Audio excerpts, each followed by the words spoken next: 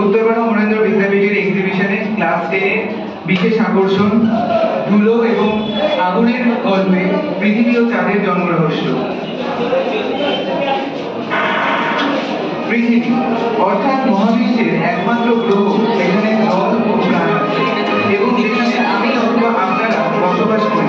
সেই পৃথিবী আজ থেকে প্রায় 4.5 থেকে 5 বিলিয়ন বছর আগে জাস্ট একটা ধুলো ও নানান মহাজাগতিক বস্তুর মেঘ ছিল মাত্র। হ্যাঁ, অবাক লাগলেও এটাই সত্যি। তখন পৃথিবী ডাস্ট পার্টিকেলস দিয়ে তৈরি একটা মেঘ ছিল মাত্র, আর তখন জল, বাতাস, মাটি কোনো কিছুই অস্তিত্ব ছিল না। তাহলে এখন প্রশ্ন হলো, এই মেঘ থেকে কিভাবে একটা আস্ত গ্রহের সৃষ্টি হলো, অথবা কেনই বা বর্তমানে অনেক বিজ্ঞানীদের মতে এই মেঘ থেকে এমন একটা আস্ত গ্রহ অর্থাৎ পৃথিবী সৃষ্টি হলো যাকে প্রোটোয়ার্থ বলে, আর সেটার আকার এখনকার পৃথিবীর থেকে 4 গুণ ছোট ছিল, আর লাল গলন্ত অর্ধতরল লাভা দিয়ে তৈরি। তাহলে পৃথিবী যখন এতই ছোট ছিল, পৃথিবীর আকার এত বড় হলো কি করে? আর পৃথিবী উষ্ণ লাভা দিয়ে তৈরি হলে তার উষ্ণতা কমে গিয়ে আজকের মতো ঠান্ডাই বা হলো কি করে? চলো এবার জেনে নেওয়া যাক আমাদের এই সুন্দর পৃথিবী তথা সমগ্র সোলার সিস্টেমের জন্মের আসল রহস্য আজকে আমাদের এই বিশেষ প্রদর্শনীতে। এখনো পর্যন্ত সব থেকে গ্রাহ্য theory solar nuclear disk model অনুযায়ী আজ থেকে প্রায় 6 বিলিয়ন বছর আগে আজকে যেখানে সোলার সিস্টেম অবস্থিত সেখানে বিশাল একটা ধুলোর মেঘ ছিল মাত্র। এইরকম মেঘকে আজকে জ্যোতিষবিজ্ঞানের ভাষায় বলা হয় নেবিউলা। এই নেবিউলাতে ধীরে ধীরে যত উপাদান বাড়তে শুরু করলো তখন আরো গ্র্যাভিটি বাড়তে শুরু করলো। তার ফলে এটি ধীরে ধীরে একটি গোল আকার ধারণ করলো যাকে বলে সোলার নেবিউলা। এবার হঠাৎ এক সময় গল্পের মোড় ঘুরল। কাকতালীয়ভাবে সোলার ডিস্কের কাছে থাকা একটা বিশাল বড় স্টার ফেটে সুপারনোভা বিস্ফোরণ ঘটে, আর এটাই ছিল সবকিছুর টার্নিং পয়েন্ট। কারণ এই সুপারনোভা এতটাই জোরালো ছিল যে এর ফলে শক ওয়েভ তৈরি হলো এবং সেই সুপারনোভার গ্র্যাভিটির জন্যই সেটি কোলাপস করে যায়, যার ফলে পুরো সিস্টেমকে এটি একটি ঘোড়ার মতন মোশন দেয়। এবার এই গোলাকার মেঘ জেপটা ডিস্কের মতন হয়ে যায়, যেটার আর কোনো সেন্টার অফ গ্র্যাভিটি নেই। তাহলে এবার এর সমস্ত উপাদানগুলোকে ধরে রাখবে কি? তাই নেবিউলার মধ্যে থাকা উপাদান চারিদিকে যেরকম খুশিভাবে ছড়িয়ে যেতে শুরু করে আর একে অপরের সঙ্গে বেশি করে জুড়ে যেতে থাকে, এবং স্বাভাবিকভাবে যেহেতু নেবিউলার সব উপাদান একে অপরের সঙ্গে জুড়ে যেতে থাকে তাই নেবিউলার স্পিড আরো বেড়ে যায়। এই নেবিউলা তখন যত স্পিডে ঘুরতে থাকে সেন্টারের প্রেশার আরো বেড়ে যায়। আপনারা জেনে থাকবেন প্রেশার এবং টেম্পারেচার পরস্পরের সমানুপাতিক হয়।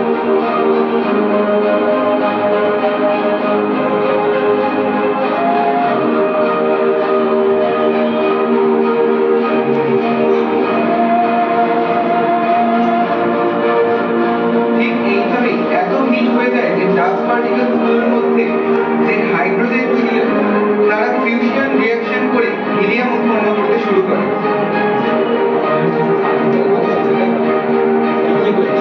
এই হিলিয়াম উৎপন্ন হওয়ার এই হিলিয়ামই আজকে আমাদের সূর্যের মধ্যে দেখা যায়। ভাবলে আপনারা অবশ্যই অবাক হবেন, এতক্ষণ ধরে এই নেবিউলার মধ্যে একটা গরম বেবি সান জন্ম নিচ্ছে, আর এই সান জন্মের পর এর চারিদিকে ডাস্ট পার্টিকেলস, সলিড অবজেক্ট, গ্যাসের তৈরি ডিস্কের মধ্যে যে মেঘ ছিল সেটা সূর্যকে মাঝে রেখে তার চারিদিকে খুব স্পিডে ঘুরছিল। সেটাকে প্রোটোপ্ল্যানেটারি ডিস্ক বলা হয়। ঠিক যেমন করে আজকে শনি গ্রহের চারিদিকে বলয় দেখা যায়, ঠিক সেই রকমই অ্যাস্ট্রয়েডের বলয় ঘুরে। এবার এই ডিস্কের মধ্যে থাকা সব উপাদানগুলো একে অপরের সঙ্গে বিশাল ধাক্কা খেতে খেতে জুড়ে যেতে থাকে। এর ফলে যত বেশি উপাদান জড়তে থাকে ততই এর আকার আরো গোলাকার হতে থাকে। সূর্যের কাছাকাছি যে ম্যাটারগুলো ছিল সেগুলো একে অপরের সঙ্গে জুড়ে গিয়ে ইনার প্ল্যানেট বা প্রোটোপ্ল্যানেট তৈরি করে। এইভাবে 5টা গ্রহের উৎপত্তি হয়। ভাবছেন আমি নিশ্চয়ই ভুল বলছি? না, 5টা প্ল্যানেট আপাতত তৈরি হয়। এগুলি ছিল মার্কিউরি, ভেনাস, আর্থ, মার্স এবং থিয়া। এইভাবেই শুরু হলো আসল খেলা।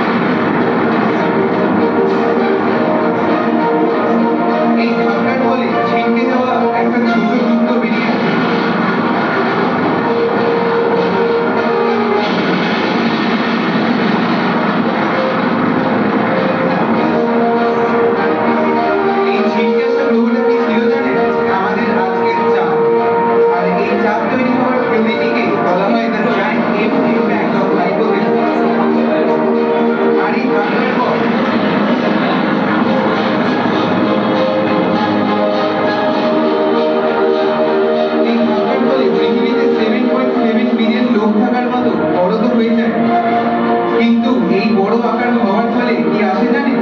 Huge gravity. তখন এই গ্র্যাভিটি এত বেড়ে যেতে শুরু করে যে পৃথিবীর আশপাশে থাকা বিভিন্ন অ্যাস্ট্রয়েড গুলোকে সেটি নিজের দিকে টেনে নেয়, যার ফলে পৃথিবীতে শুরু হয় বিশাল উল্কাপিণ্ড। এখন পৃথিবীর বায়ুমণ্ডলে ছিল না যে সেটি পৃথিবীকে এই উল্কাপিণ্ডের হাত থেকে রক্ষা করবে। এরপর হাজার হাজার বছর ধরে এই বর্ষণ চলতে থাকে।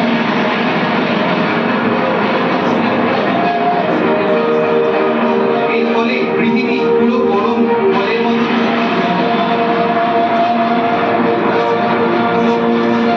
তাহলে ভেবে দেখুন কত অ্যাস্ট্রয়েডই পড়েছিল পৃথিবীতে, যার জন্য এটা পৃথিবীকে একটা লিকুইড লাভার স্টেজে নিয়ে চলে যায়। এরপর আসে ছাড়ের পর। এখনো পর্যন্ত পৃথিবী তো পুরো লিকুইড লাভার অবস্থাতেই ছিল। এরপর পৃথিবীর সব ভারী উপাদানগুলো নিচের দিকে যেতে শুরু করে, আর তাদের তুলনায় যে সকল হালকা পার্টিকেলস গুলো ছিল সেগুলো উপরের দিকে উঠে আসে।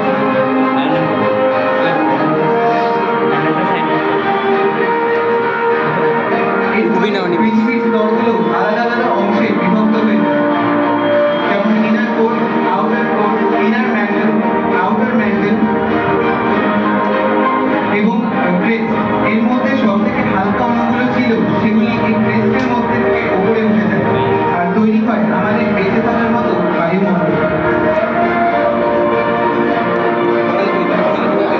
এই বায়ুমণ্ডলকে শিল্ডের মতন রক্ষা করে, কিন্তু এখনো এই লাভার তৈরি পৃথিবী আর টক্সিক অ্যাটমসফিয়ারের মধ্যে কোনো প্রাণ সৃষ্টির খুব অনুকূল ছিল না। বেশ কিছু বছর পর উল্কার ঝড় যখন পুরোপুরিভাবে থেমে যায়, তখন ধীরে ধীরে পৃথিবীর তাপমাত্রা কমে আসে।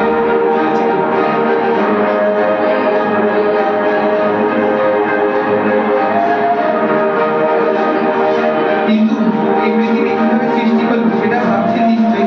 বলছি, আসলে বায়ুমণ্ডলে যে সালফেট, হাইড্রোকার্বন অথবা অন্যান্য গ্যাস ছিল সেগুলো বিক্রিয়া করে জল তৈরি হয়ে গেছে, কিন্তু সেগুলো ছিল না লিকুইড অবস্থায়। এগুলি অ্যাটমসফিয়ারে বাষ্প হয়ে ঘুরে বেড়াচ্ছে। যখন অ্যাটমসফিয়ার আরো ঠান্ডা হলো তখন এগুলি বৃষ্টি রূপে পৃথিবীতে ঝরে পড়ে এবং পৃথিবীর তাপমাত্রা ধীরে ধীরে কমে আসে।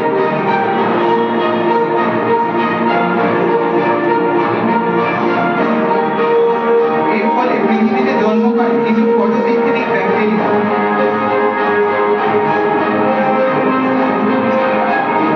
এই ফটোসিনথেটিক ব্যাকটেরিয়াগুলি সালোক সংশ্লেষ করে সালফার কম্পাউন্ডার আর হাইড্রোকার্বনকে হজম করে বাতাসে তৈরি করে ওজোন।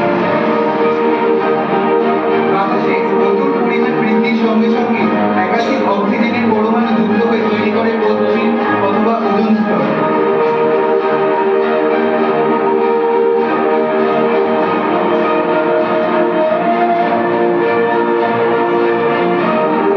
এই ওজোন স্তর আমাদের পৃথিবীকে রক্ষা করলেও এগুলি ব্যাকটেরিয়াগুলোর কাছে ছিল মারণঘাত। তারা ধীরে ধীরে শেষ হয়ে যেতে থাকে, কিন্তু তাদের মধ্যে খুব অল্প পরিমাণ ব্যাকটেরিয়া এই পরিবেশের সঙ্গে মানিয়ে নেয় এবং বেঁচে থাকে।